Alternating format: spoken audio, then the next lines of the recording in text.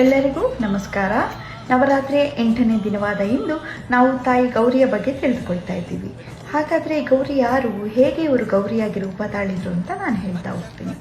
ಮಹಾಕಾಳಿಯ ಅವತಾರದ ನಂತರ ಪಾರ್ವತಿ ದೇವಿಯು ಗೌರಿಯಾಗಿ ಪರಿವರ್ತನೆ ಆಗ್ತಾರೆ. ಗೌರಿ ಕೈಲಾಸಕ್ಕೆ ಹೋದಾಗ ಶಿವ ಗೌರಿಗೆ ಶ್ಯಾಮ ಮತ್ತು ಕಾಳಿ ಅಂತ ಕರೀತಾರೆ. ಈ ಕಾಳಿ ಅನ್ನುವಂತಹ ಪದ ಅವರಿಗೆ ಅಷ್ಟಕ್ಕೊಂದು ಇಷ್ಟ ಆಗಲ್ಲ. ಅವ್ರಿಗೆ ನಾನು ಹಳೆಯ ರೂಪದಲ್ಲಿ ನೋಡೋಕ್ಕೆ ಹೇಗಿದ್ನೋ ನನಗೆ ಅದೇ ಥರದಂತಹ ಗೌರವಾದ ವರ್ಣ ಬೇಕು. ಗೌರಿಯು ತುಂಬ ಶಾಂತ ಸ್ವಭಾವದ ದೇವತೆ. ಕೈಲಾಸದಲ್ಲಿ ಶಿವ ಅವರಿಗೆ ಕಾಳಿ ಶ್ಯಾಮ ಸುಂದರಿ ಅಂತೆಲ್ಲ ಶಿವ ಕರೆದಾಗ ಇವರಿಗೆ ಅದನ್ನು ತಡ್ಕೊಳ್ಳೋಕ್ಕೆ ಆಗಲ್ಲ. ಸೊ ಅವಾಗ ಕೈಲಾಸದಿಂದ ಪುನಃ ಅವರು ಕಾಡಿಗೆ ಬರ್ತಾರೆ.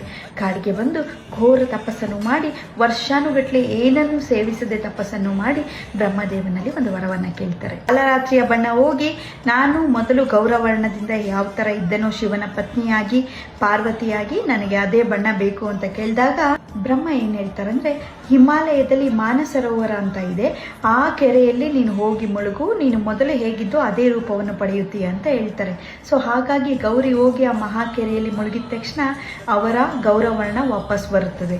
ಈ ಕೆರೆಯಲ್ಲಿ ಅವರು ಮುಳುಗಿದ ತಕ್ಷಣ ಅವರ ಕಾಳಿಯ ಚರ್ಮವು ವಿಭಜಿಸುತ್ತದೆ. ಅಂದರೆ ಅವರು ಮೊದಲು ಏನು ಗೌರವರ್ಣ ಇದ್ರು ಅದೇ ಗೌರವರ್ಣಕ್ಕೆ ಹಿಂತಿರುಗುತ್ತಾರೆ. ಇವರು ನೋಡಲಿಕ್ಕೆ ತುಂಬಾ ಶಾಂತ ಸ್ವರೂಪಿಯಾಗಿ ಶಂಖ ಮತ್ತು ಚಂದ್ರನನ್ನು ಮೀರಿಸುವಂತಹ ಬಿಳುಪಾಗಿ ಕಂಗೊಳಿಸುತ್ತಾರೆ.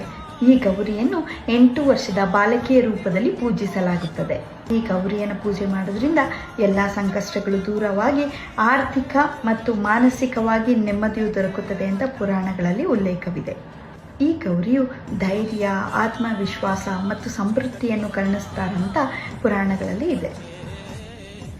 ಇವತ್ತಿನ ಈ ಸಂಚಿಕೆಯಲ್ಲಿ ಮಹಾಗೌರಿಯನ್ನು ನಾವು ಪ್ರಾರ್ಥಿಸುವುದರಿಂದ ಧೈರ್ಯ, ಸಂತೋಷ, ಸಮೃದ್ಧಿ ನಮ್ಮದಾಗುತ್ತದೆ.